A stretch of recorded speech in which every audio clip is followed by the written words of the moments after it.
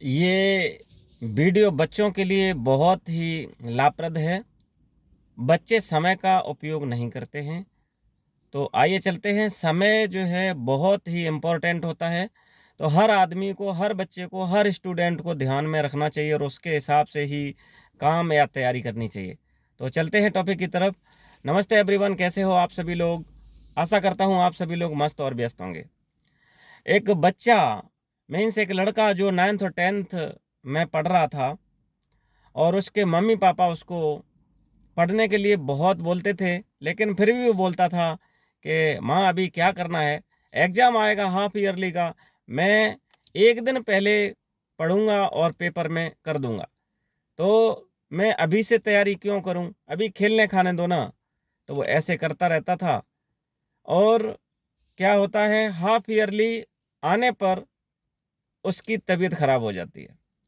तबीयत खराब हो जाती है, डॉक्टर के पास जाते हैं तो इलाज चलता है उसका। इलाज चलता है तो जब एग्जाम आने वाली होती हैं उसके पहले पहले वो ठीक हो जाता है, लेकिन बिल्कुल स्वस्थ नहीं होता है। इधर गर्मी की, इधर जो भी मेडिसिन खाता है तो उससे नींद उसको ज़्यादा आती है।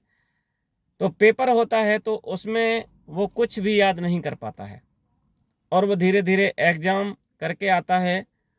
एग्जाम में उसके नंबर जो है वो उस लायक नहीं आते हैं जो कि वो पास हो जाए। फिर वो मेहनत करता है, थोड़ी सी मेहनत करने के बाद और लड़के होते हैं उनके साथ खेलने कूदने इधर उधर भागता रहता है, लेकिन फिर भी वो तैयारी नहीं कर पाता है। तो वार्षिक ईयर आती है, एनुअल एग्जाम में जब वो बैठता है तो फिर उसको कुछ समझ में नहीं आता है, क्योंकि पढ़ाई का सिस्टम वो होता है जो टीचर ने पढ़ाया उसको जाके आप घर पे रिवाइज करो, उसको याद करो। एक बार नहीं, दो बार, चार बार। अगर टाइम टू टाइम क्लास से काम मिलेगा और घर पे होमवर्क करोगे जाके, तो जो क्लास में आपको समझाया गया है वो घर पे आपको जरूर याद हो जाएगा। तो बच्चे करते क्या हैं, वहां से आए और घर पे उन्होंने पढ़ा नहीं, और पढ़ा भी तो थोड़ा ऐसा ही पढ़ा, और फिर स्कूल चले जाते हैं, दूसरे दिन का दूसरा चैप्टर पढ़ते हैं, फिर उसकी तैयारी ऐसी कर पाते हैं। कहने का मतलब ये है, अगर बच्चा रोजाना का रोजाना अगर याद करता रहे, पढ़ता रहे, तो वो याद भी रहेगा और पढ़ेंगे भी, और मेहनत अगर ढंग से करेंगे तो नंबर भी सही आएंगे। तो ऐसा ही हुआ।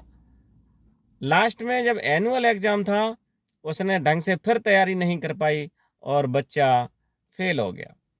जब फेल हो जाता है तो मम्मी पापा उसको बोलते हैं, बेटा मैंने तुम्हें बहुत समझाया था, तुमने समय की कीमत नहीं समझी। समय ही मूलधन है, चाहे किसी के लिए।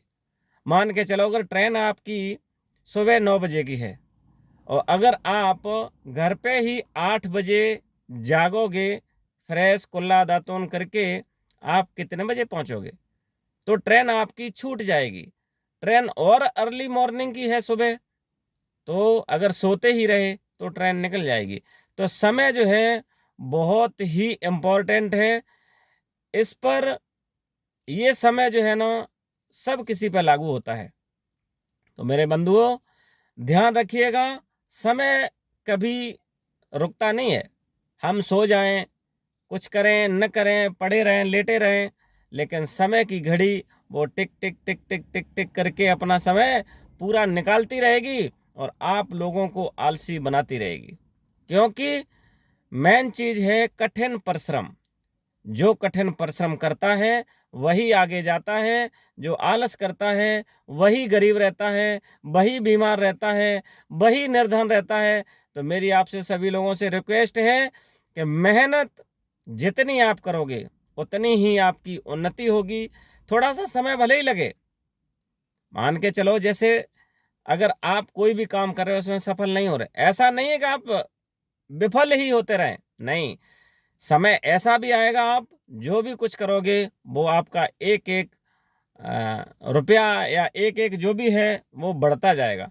तो सभी लोगों से मेरी रिक्वेस्ट है, समय का ध्यान दीजिए, समय का सदुपयोग कीजिए। ज़्यादातर लोग जो है ना फालतू में टाइम बर्बाद करते रहते हैं।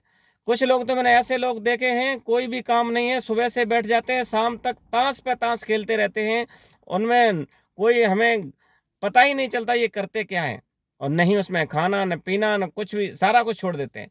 तो ऐसे टाइम वेस्ट करने से क्या फ़ायदा? टाइम वेस्ट करो ऐसे जो उसमें कुछ आपको लाभ मिले, कुछ आपको सीख मिले, उसमें अगर टाइम वेस्ट करते हो तब तो ठीक है। ये फालतू में टाइम बंद करो बर्बाद करना। और तब तक के लिए जय हिंद, जय भारत।